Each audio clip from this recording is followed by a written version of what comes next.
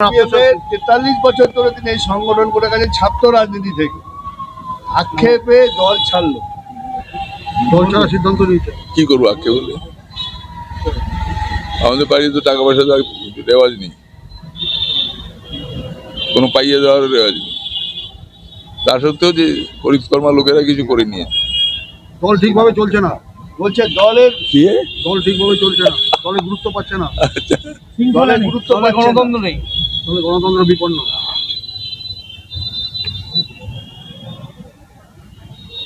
দ্বিতীয় বিশ্বযুদ্ধ যখন চলছিল তখন অ্যালাইড পাওয়ার আর এক্সিস পাওয়ার দুটো পাওয়ারে লড়াই হচ্ছে। অ্যালাইড পাওয়ার হচ্ছে রাশিয়া, আমেরিকা, ইংল্যান্ড ইত্যাদি নিয়ে, আর এক্সিস পাওয়ার হচ্ছে ফ্যাসিস্টদের দেশ। এতে কিচ্ছু হবে না, এইটুকু চলে। তো তখন ওই বিশ্বযুদ্ধের সময় একটা রেডিও ব্রডকাস্টিং হয়েছিল ইন্ডিয়াতে, মানে ব্রিটিশ গভর্নমেন্ট করেছিল, Maharaja of Cooch Behar declares war against Japan.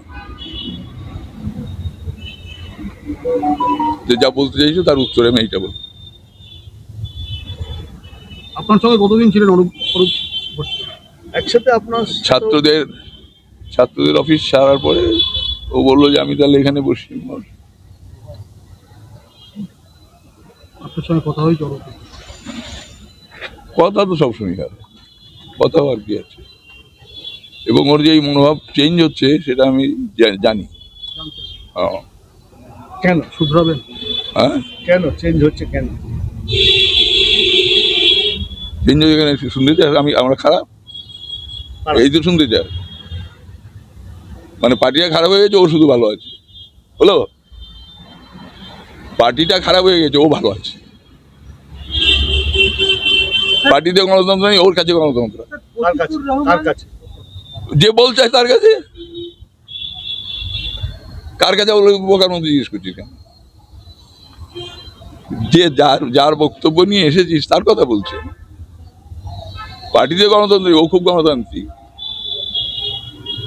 এটা তো অ্যাসেসমেন্ট হোক, লেট আস সি। ঠিকঠাক ভাবে চলছে না তো, ঠিকঠাক ভাবে চলছে না। আমি তাই বললাম নাকি? এই মানে বুঝলে?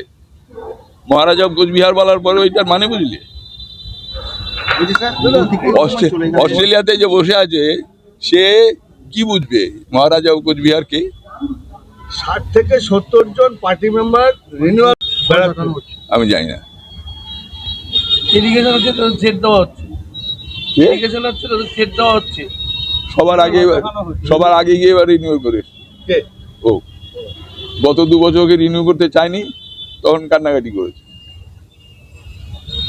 আর এবার সবার আগে গিয়ে রিনিউ করেছে এই সিন ক্রিয়েট করার জন্য। কার নিয়ে কথা নিয়ে এসছিস তাহলে? প্রতিকুর রহমান, তারপর ইনি বারবার এই ধরনের ঘটনা কেন ঘটছে? প্রতিকুর রহমান আর একরকম স্ট্যান্ডার্ডের লিডার হলো নাকি? আমাকে মুখটা খুলতে বলবেন না প্লিজ। না, সব জিনিস খোলা যায় না। ব্যক্তিগতভাবে কোনো কথা বলা যায়? খুলেই দিই, একটা দরখাস্ত লিখতে বলেন তো, ইংরেজি বা বাংলায়। আর বেশি বাড়াবেন না। হয়ে গেল তো, বর্ষিয়ার নেতা কোনোদিন নেতা ছিল না। ওইখানে অফিসে বসতো, এখানে অফিসে বসছে। আর আমি অফিসিয়াল কাজ কি একমাত্র ডায়েরি মেনটেন করা ছাড়া ওকে কোনো কাজ আমি করাতে পারি?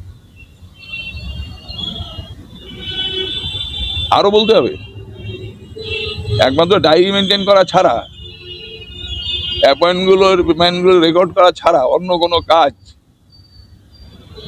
বা চিঠি আদান প্রদান পৌঁছে দেওয়াটা ছাড়া অন্য কোনো কাজও করেছে? একটাও চিঠি লিখেছে জীবনে? কাজে এই জিনিসগুলো ব্যক্তিগতভাবে কেন বাড়াচ্ছ?